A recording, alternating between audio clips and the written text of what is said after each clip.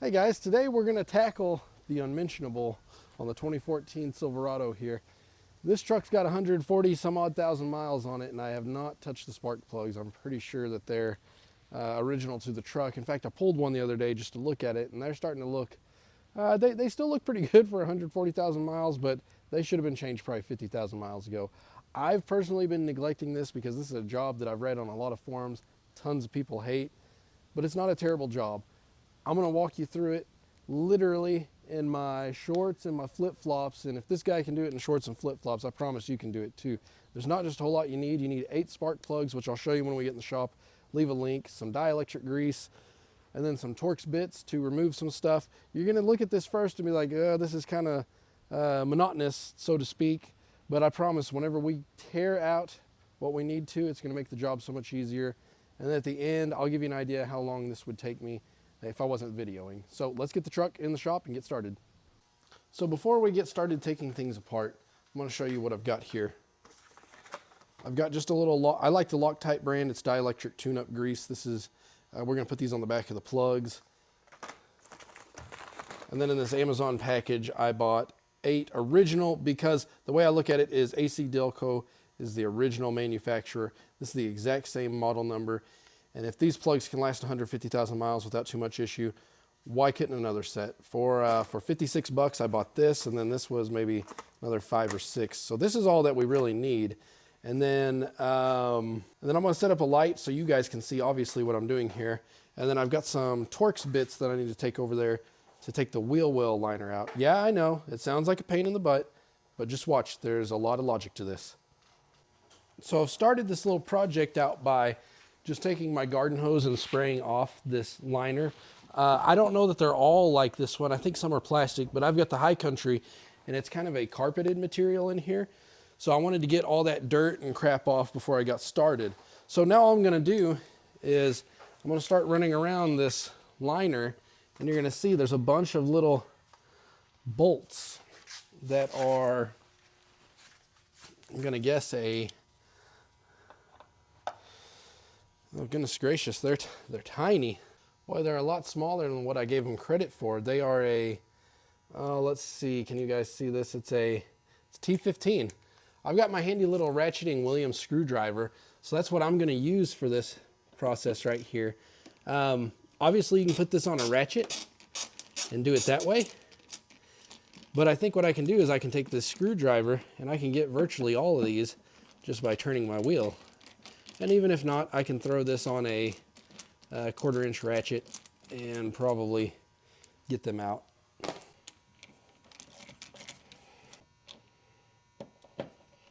There's several of these things, so just kind of run the way around it.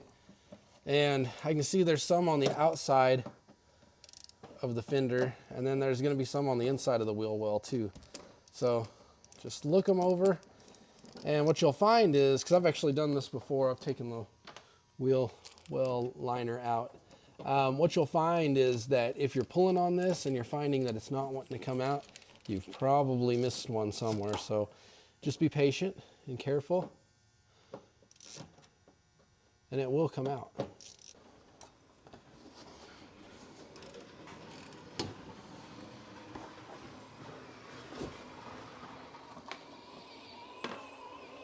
There we go. And ooh, out she comes. Watch out, guys.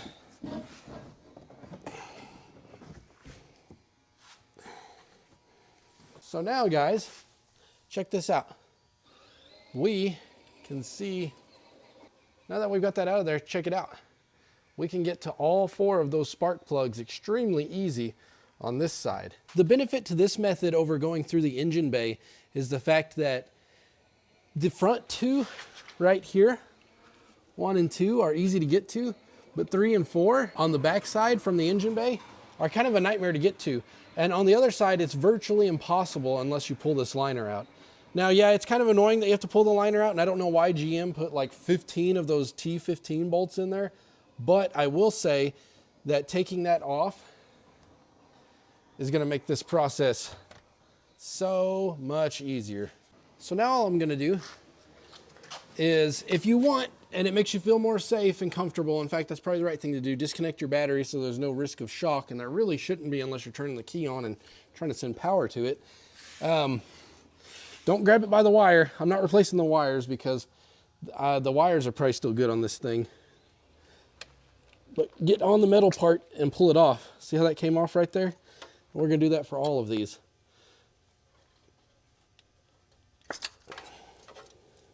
Two.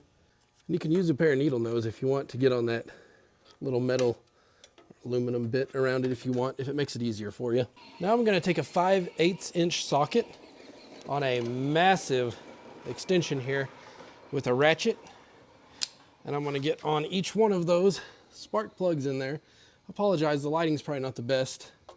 I'm just going to start at the front, find a good angle, get on those plugs and break them loose.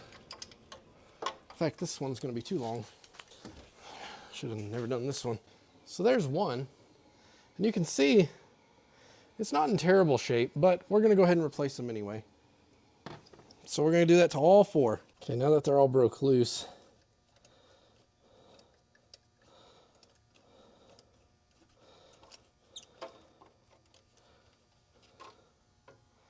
we'll bring them out,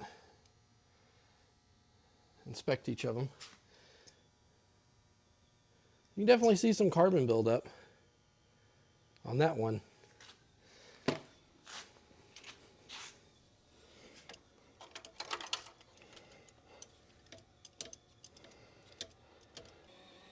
That one's got a fair amount of buildup too. And there's our last one. Like my workbench for today? Trash can upside down. Now all we're going to do is take the brand new ones, 4 of them, which by the way, I promised a part number for you guys. You can see the OEMs are 41114. And let's compare an old nasty one compared to a new one. So while I'm pretty impressed that these plugs still look as decent as they do, the new one looks a lot better, doesn't it? So all we're going to do is we're going to take these new plugs. I'm just going to hand snug these in. Do not do this with power tools. You want to ensure that you're not cross-threading anything. So you break one of these off in a cylinder, you're going to hate what you have to do next. So we're just going to hand tighten these on in. There we go. That guy's about hand tight. And you're going to notice that I'm not, a lot of times you have to gap these. These come pre-gapped right out of the package, so we don't have to gap them, which is nice. So just snug them up.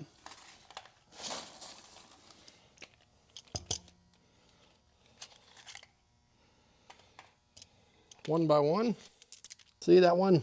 It's wanting to start cross-threaded. And that's why you want to do this with your hands, so you can have a feel of whenever that's happening and say, oh, time to back it up and restart again, so it seats in there like it is now. If I'd zipped this in with a power tool, these aluminum heads would have been shredded. Okay, so there's another one. Let's do the 4th here. Once again, all pre-gapped, so we don't have to worry about that.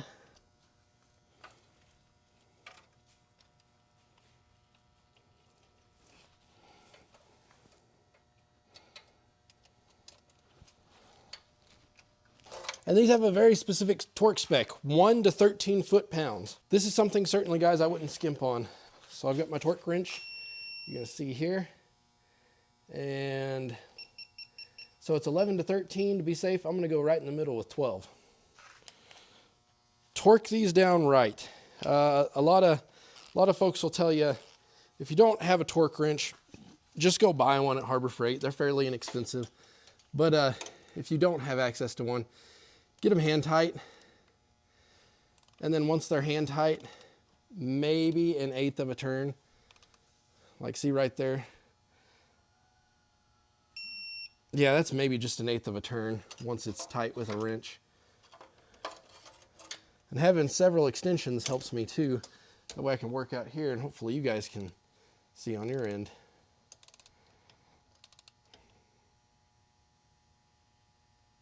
It's the first time I've got to use my snap-on wrench here. I really like it.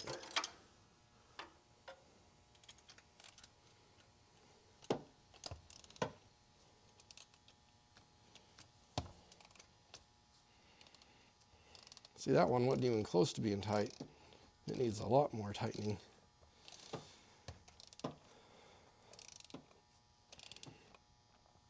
Okay, we're getting there. Perfect. And last but not least on this side,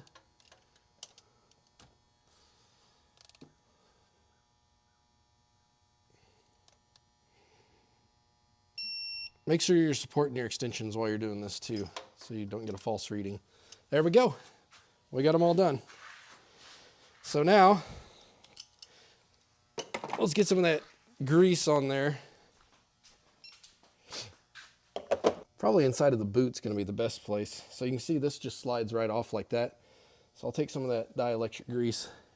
I'm just gonna squeeze a little bit of this. Hopefully you guys can see in the inside of every one of these little rubber boots. Not a ton, but some. And now all I gotta do is push my wires back on the end of the plugs. Make sure you get them seated all the way.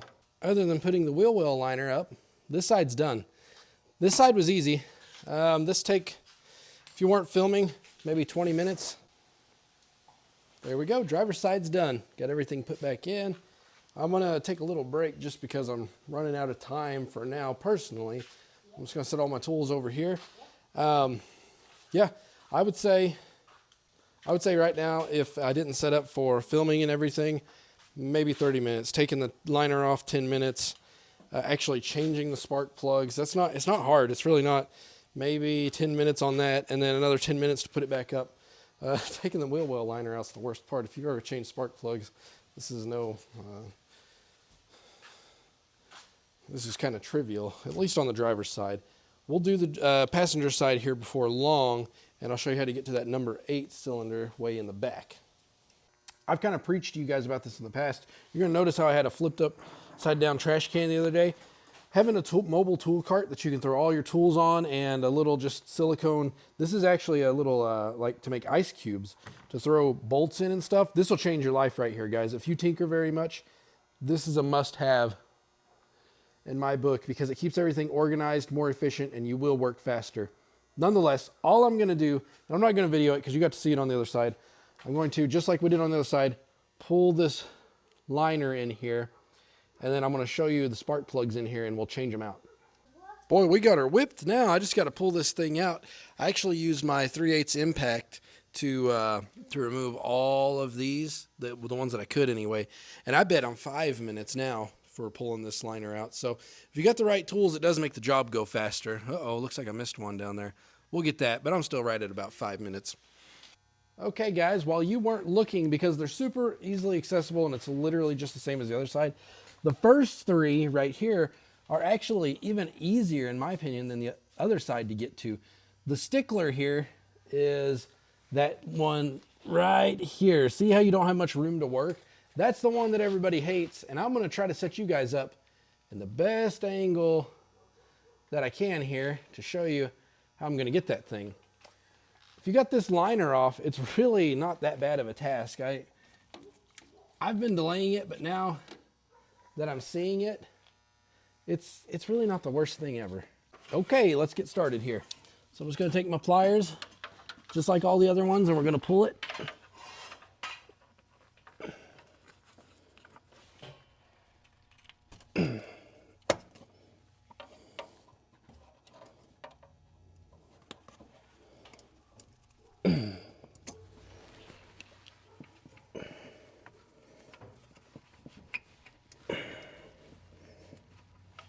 Okay, I got it loose. I can feel it. Now I just need to kind of work it out of there. Just like so. So I'm gonna remove the spring cap.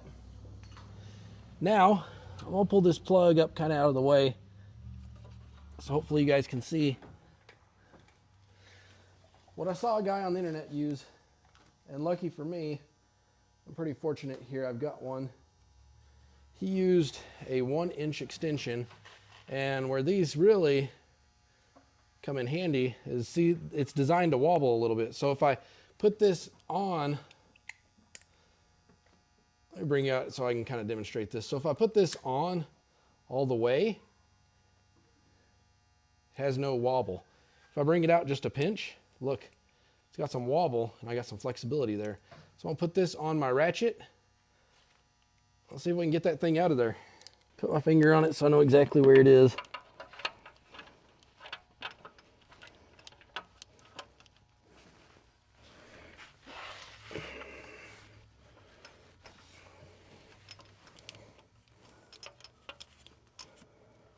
There we go. So I'm on, and I had to swing my ratchet up. Hopefully my arm's not in the way. See how I got my ratchet swung up there over the exhaust manifold? I think that's the only angle I'm going to be able to hit this at. Ugh.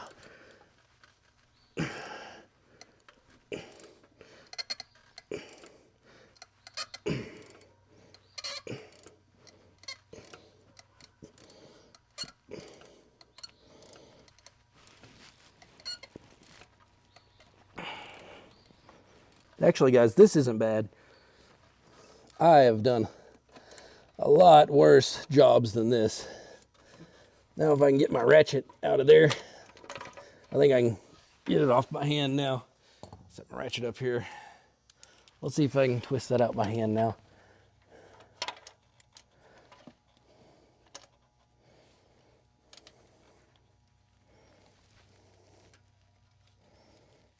Oh, yeah.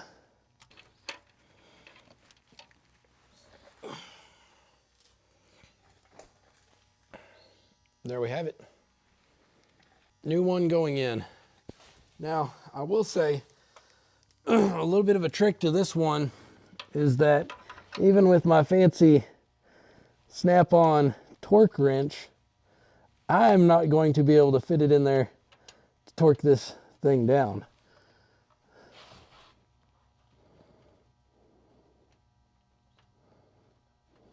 I think it's going to be quite all right though, because 7 of them are torqued. If this one's not, it's not going to be the end of the world.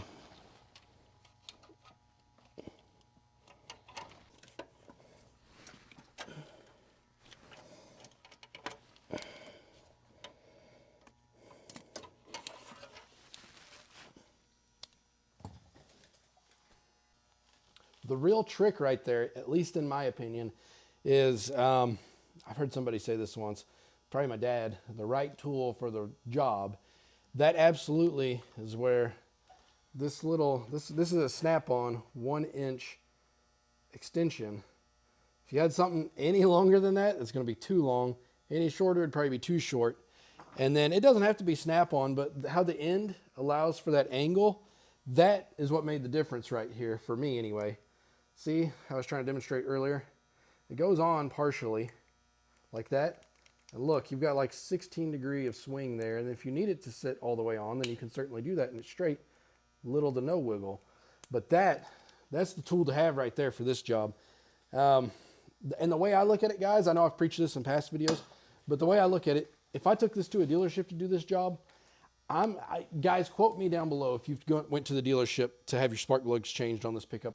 I'm going to guess it's probably a $300-400 job, where I just did it for, what did I tell you earlier, less than 60 bucks, ordering the stuff off Amazon. And I got quality AC Delco ones, and I know the job's done right. I know that I torqued them well. This was something that was absolutely worth doing. I wish I wouldn't have been so intimidated by it, all the people talking about it on the forums.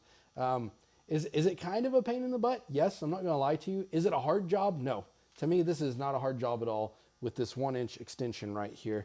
I'll leave a link down below to some that I'd recommend if you don't want to go the snap-on route. I know I've seen some other ones before. I think Koken's the one that kind of innovated that in there.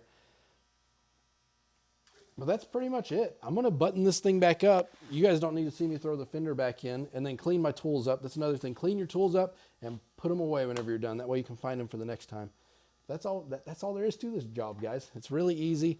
I'm good for another 100,000 miles. So as I said earlier, yeah, I can kind of grumble about it because most of them you can just get through the engine bay and tear out there, and it's usually like a 15-minute job. But if I'd had everything set up right to begin with getting all my tools out in my cart, using my impact to remove the wheel well, I would say you could absolutely do this in 40 minutes to an hour, just depending on your skill level and the tools you have access to.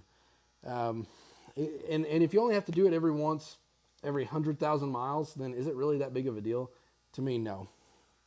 Guys, I hope you enjoyed this video. Stay tuned. We've got a CV axle that I think is going out, so we're going to replace that too. Once again, a little bit of a pain in the butt. That's what you get whenever you lift these things in the front end. You start wearing out front end components. But I've got a pretty good idea how to do that, and we'll get it taken care of. All right, I'm going to button this thing back up. Make sure to share this video with your friends if you found it helpful. Leave me a comment too. I definitely appreciate those. Helps me make better content in the future. All right, until the next one, take care.